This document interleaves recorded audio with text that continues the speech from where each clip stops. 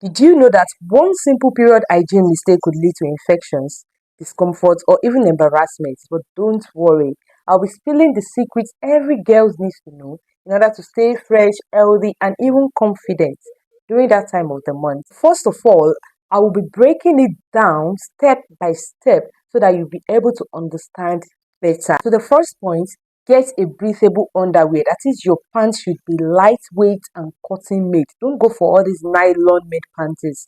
Get a cotton made panties, for example, something like this. As you can see, it is transparent. You can even see through me like this, and it is lightweight.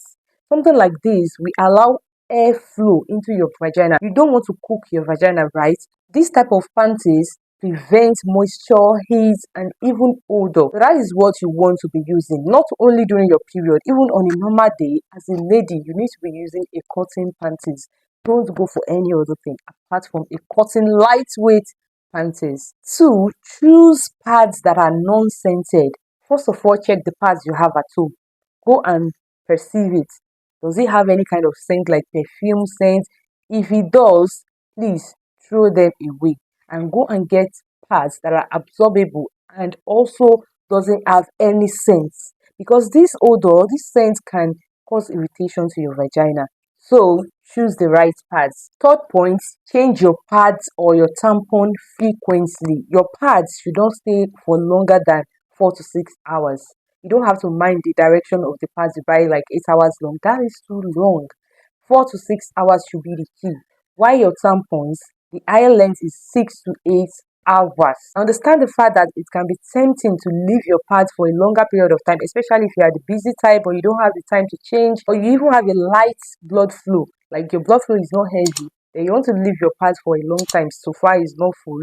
This is not healthy. Hygiene should be the key, because by doing this, you're trying to put yourself at risk of infection. So try to stop this. If you notice, let's take for instance, you even leave your pads for a long period of time. Don't you feel itchy down there? You feel uncomfortable. It is better you change often to reduce heat, odor, and even infection. Now, you see these tampons, if you are going to be using it, don't use it overnight. When you sleep at night, you have a longer hours in bed.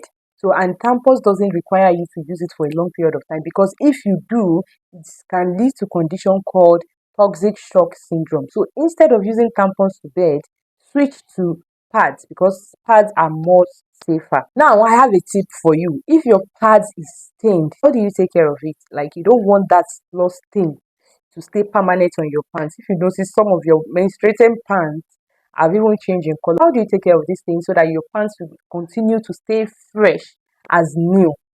First of all, if the stain is still fresh, just simply put the pants inside cold water or run it under a cold tap and apply little liquid soap. And if you have a toothbrush that is old that you're no longer using, use it to scrub the surface. The stain is going to be off. Then, if in another way you have this stain already dry, if the blood stain have dried on your pants and is already, gum, what are you going to do? You also soak the pants inside cold water and apply baking soda. If you have vinegar, you can apply it as well. Then put detergent soap and this old toothbrush, use it to scrub it as well. Trust me, everything will also come new. Toughness, how do you dispose your pads? I trust you don't do it anyhow. Anyways, when you're done with the pads, just roll a toilet paper around it and then put inside a nylon bag and dispose it in a safer place. But if you are around a place that is not safe or you don't want to throw it just anywhere, keep it or double the nylon and then put it inside your bag till you get to a safer place to dispose it. But mind you, don't ever discard your pads inside the toilet. You don't want a plumbing issue, right? Now, if you want to change your pads, make sure you wash your hands before and after. You wouldn't want to introduce infection through your vagina, right? So it's better you wash your hands with soap and water. And if you want to wash your vagina, wash from the front to the back. Don't ever bring it from the back to the front in order to prevent infection. Another thing is that don't double up your pads. Maybe you have a long meeting or you're going to, or you're traveling and you don't know how long it's going to take you. Then you put pads upon pads so that it can sustain you for a long period of time.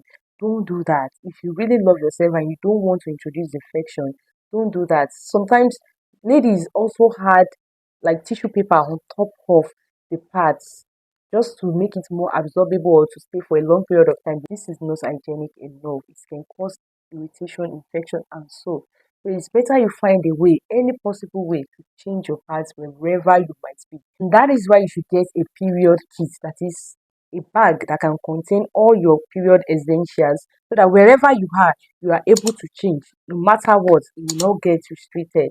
Like you get a small bag at home where you have the, for example, this is mine. I have this. Although this is a first aid kit, but I have to, so I use this for my period kit. Wherever I'm going, I just put it inside my bag. It's easy to transport wherever I have.